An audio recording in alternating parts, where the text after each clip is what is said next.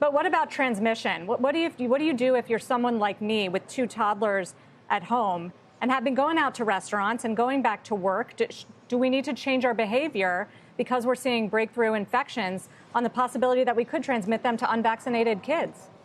Well, that's a question that is very appropriate and keeps getting asked over and over again.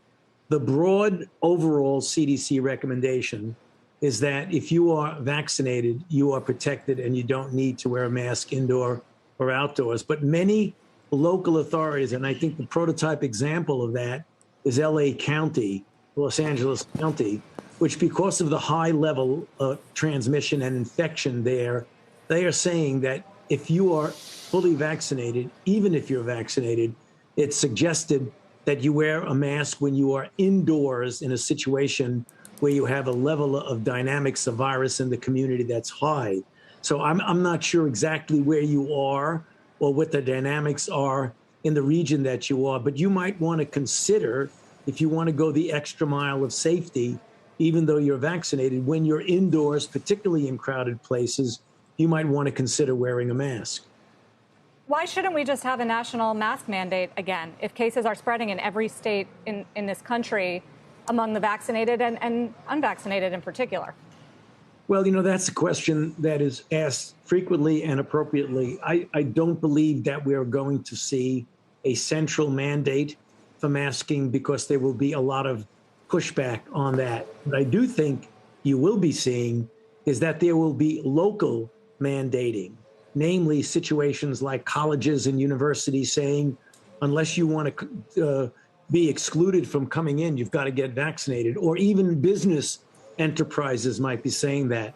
I think as the vaccine gets fully approved by the FDA, as opposed to just the emergency use authorization, that you are going to see a lot more local mandates. It's really unfortunate about people sometimes say, well, it hasn't been fully approved. The data is so overwhelmingly positive for these vaccines that I would be astounded if they're not approved. So, I mean, you never want to get ahead of the FDA. That's their decision. But I would imagine that we're going to see approval of these within a reasonable period of time. So possible to see more local mandates when it comes to mask wearing over the months ahead. What about stricter measures than that? What are the chances that we go into more forms of lockdown again?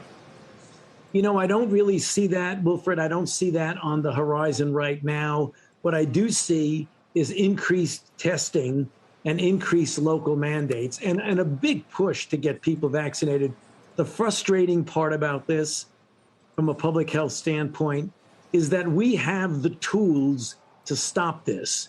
And if we do get more people vaccinated, you are going to start seeing a downtick again in the infections. It's really quite frustrating. Shepard Smith here. Thanks for watching CNBC on YouTube.